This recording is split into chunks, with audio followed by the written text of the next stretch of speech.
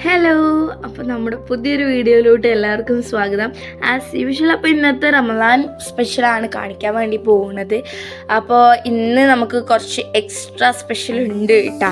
Extra special അല്ല എന്നാലും പറയാം. അപ്പോൾ കണ്ണൂർക്കാരുടെ കോക്ടെയിൽ ഉണ്ട്. അപ്പോൾ അതാണ് നമ്മുടെ ഇന്നത്തെ ഡ്രിങ്ക് എന്ന് പറയുന്നത്. അപ്പോൾ നമുക്ക് ഇന്ന് മെയിനായിട്ടുള്ള അവതാരം എന്ന് പറയുന്നത് കപ്പിയും പിന്നെന്താണ് മീൻകറിയും. ഞങ്ങളുടെ നാട്ടിൽ മലപ്പുറത്ത് ഇതിനെ പൂള എന്നാണ് കേട്ടോ പറയുക. ചിലയിടത്ത് മരച്ചീനി കപ്പ എന്നൊക്കെ പറയും. നിങ്ങളവിടെ എന്താണ് പറയുക? അപ്പോൾ ഈ പൂളിയും മീൻകറിയും മത്തിക്കറിയായിരുന്നു. അതും പിന്നെ ഫ്രൂട്ടായിട്ട് ബത്തയ്ക്കും ഓറഞ്ചും പിന്നെ പച്ചമുന്തിരിയും ഉണ്ടായിരുന്നു കേട്ടോ.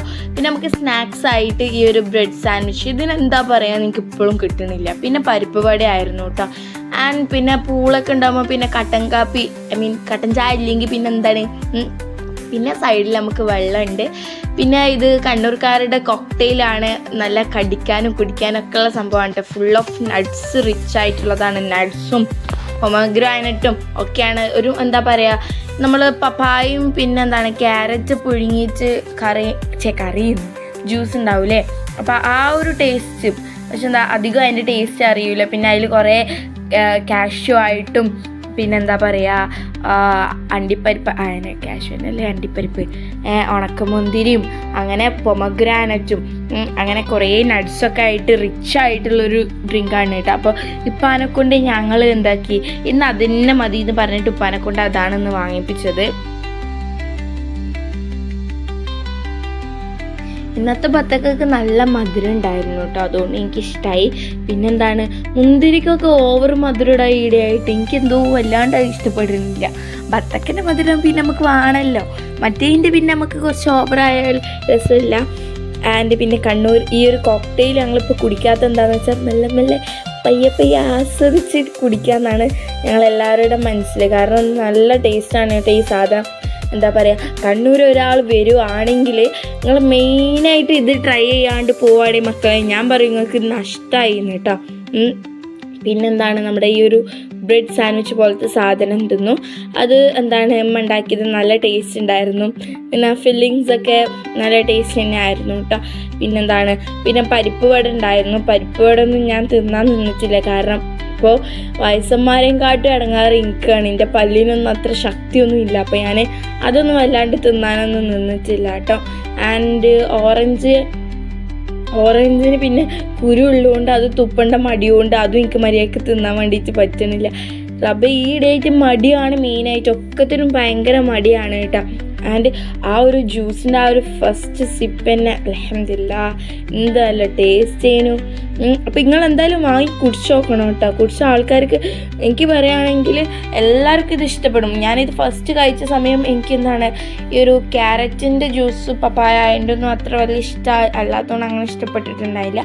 പിന്നെയും കുടിച്ചപ്പോൾ അതിൻ്റെ നട്ട്സിൻ്റെ ആ ഒരു ടേസ്റ്റ്, ഇതിൻ്റെ മിക്സ്, ആ ഒരു ടേസ്റ്റ് മനസ്സിലാക്കാൻ വേണ്ടി തുടങ്ങി. അപ്പോൾ ഇത് ഭയങ്കര ഇഷ്ടമാണ് കേട്ടോ ഞങ്ങൾക്ക്. പിന്നെ ഞാൻ ഇന്ന് പിന്നെ കപ്പിയും മീൻകറി ആയതുകൊണ്ട് തന്നെ ഞാൻ എന്താക്കിയിട്ടുണ്ട്, ഇത് കഴിച്ചു. എന്തായാലും ഇപ്പം തന്നെ വയറ് ഫുള്ളായിരുന്നു. പക്ഷെ എല്ലാം ട്രൈ ചെയ്യണ്ടേ നമുക്ക്. ഞാൻ എന്താണ് പറയുക, അത്രയും സമയം വിശന്ന് നിന്നതിൻ്റെ ഒരു ഇത് കാണിക്കണ്ടേ. അതുകൊണ്ട് ഞാൻ എന്താക്കിയിട്ടുണ്ട്, കപ്പയും ഇത് തിന്നിട്ടുണ്ട്. സാധാരണ ഞാൻ ഇങ്ങനെ തിന്നലെന്ന് വെച്ചാൽ ഇങ്ങനെ അത്താഴത്തിന് ചില സമയം എണീക്കും, ചില സമയം എണീക്കൂല.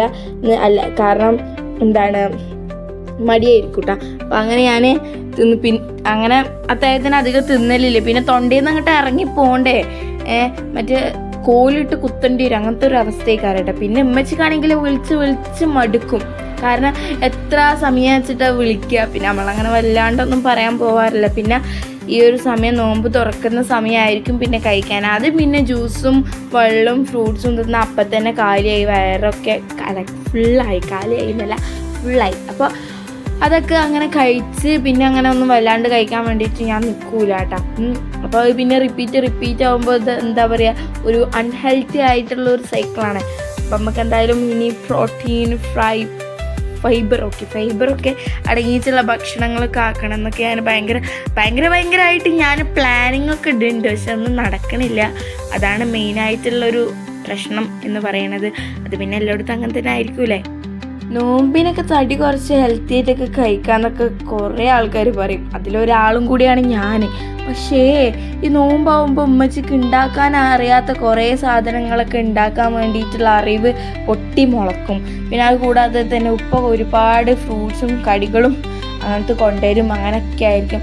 അപ്പോൾ ഈ നോമ്പിനെങ്ങനെയാണാവോ ആൾക്കാർ തടി കുറയ്ക്കുന്നതെന്ന് എനിക്ക് ഇപ്പോഴും മനസ്സിലാവണില്ല കേട്ടോ. കാരണം തടി കുറക്കാമെന്ന് ഈ ഒരു മാസമെങ്കിലും വിചാരിക്കുമെങ്കിലും കിട്ടാത്തത് ഈ ഒരു സമയത്താണ് കേട്ടോ, പറ്റാത്തതേ. പക്ഷെ എല്ലാവരും ഒരുപോലെയല്ല, തടി കുറയ്ക്കുന്നവരും ഉണ്ട്. അപ്പോൾ ഇവിടെ സംഭവിക്കുന്നത് എന്താ വെച്ചാൽ ഞാനും എൻ്റെ അനിയത്തിയും കൂടെ ബാർഗിൻ ചെയ്യാണ് സംഭവം. ഞാൻ ഓൾക്ക് എന്തെങ്കിലും വാങ്ങിത്തരാം, ഓളുടെ ജ്യൂസ് എനിക്ക് തന്നാലെന്ന് പറഞ്ഞിട്ട് ഞാൻ ഓളെന്താക്കാണ് സോപ്പ് ഇടുകയാണ്. കാരണം അത്രയ്ക്കും ഇഷ്ടമാണ്. പിന്നെ ഓള് ഉമ്മാൻ്റെ പെറ്റാണ്. ഉമ്മ എന്തെങ്കിലും ചോദിച്ചാൽ ജസ്റ്റ് ഉമ്മ ഒന്നൊന്ന് ചോദിച്ചാൽ മതി, അല്ലെങ്കിൽ ഒന്ന് സൂചിപ്പിച്ചാൽ മതി. അപ്പം തന്നെ എന്തുണ്ടെങ്കിലും ഉമ്മാക്ക് കൊടുക്കുകയും ചെയ്യും.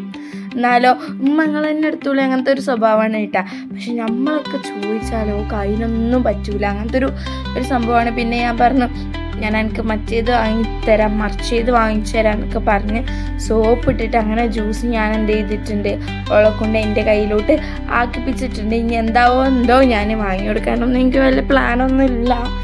അപ്പോൾ ബാക്കി വിവരങ്ങൾ നമുക്ക് കണ്ടറിയാം.